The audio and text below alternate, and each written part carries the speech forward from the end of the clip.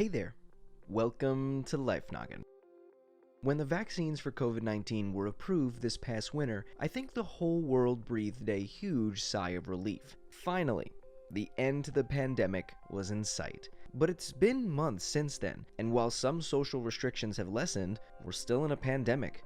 So what gives? How long until things really get back to normal? That actually depends on you. Well, not just you, but everyone that is able to get a COVID-19 vaccine, because that's our best bet and fastest way out of this thing. A large majority of COVID-19 deaths in the United States are coming from those who are unvaccinated. You see, a pandemic doesn't end until the virus is no longer widespread, and to slow or even stop it from spreading, a vast majority of people need to become immune. Immunity can happen either by getting and surviving the illness or by getting a vaccine. In both scenarios, your body creates the antibodies necessary to fight it off, and once enough people have developed an immunity, we get what is called herd immunity. This protects not just those who are immune, but people who are unable to get a vaccine or are unlikely to survive the illness, like newborns or people who are immunocompromised. This is because if lots of people are immune, the virus has less opportunity to spread, making it unlikely for those who aren't immune to encounter it. For everyone that's doubting this is even possible, I want to let you know that we've seen this happen for diseases like measles, smallpox, and polio, where vaccines help to establish a herd immunity and have either eliminated the disease completely, like polio and smallpox, or make it very rare, like measles. We have already been through things like this. It's possible to beat this thing with your help.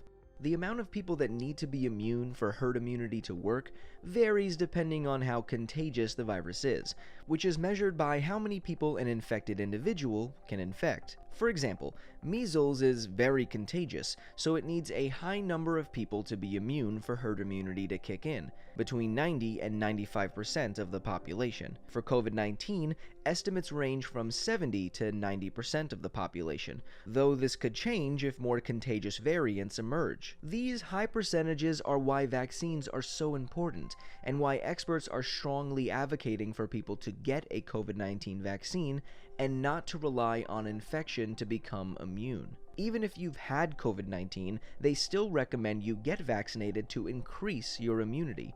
In fact, herd immunity has never been achieved for any major infectious disease like COVID-19 without vaccination. If we didn't have a vaccine, the virus would continue to spread, cause unnecessary infections and deaths, keep mutating, and become harder to control. So far, as of June 2021, world vaccination numbers are pretty low. In some countries, over 50% of their population has received at least one dose of a COVID-19 vaccine.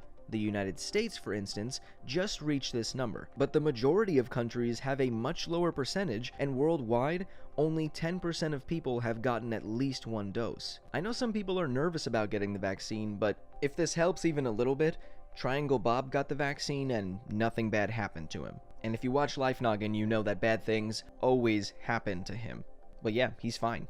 So, if you're already vaccinated, thank you for helping us all get this pandemic under control. And if you're not vaccinated yet, please, please, please get vaccinated to help get the numbers up, stop the spread and mutations of the virus, and get things back to normal. I personally really miss Rhombus's parties.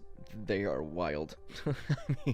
I mean, 8-layer dip, that's too much. But what are your plans once the world is vaccinated? What are you really looking forward to doing? Thank you so much to our friends over at Vaccinate LA and Hollywood Health and Society for sponsoring this video.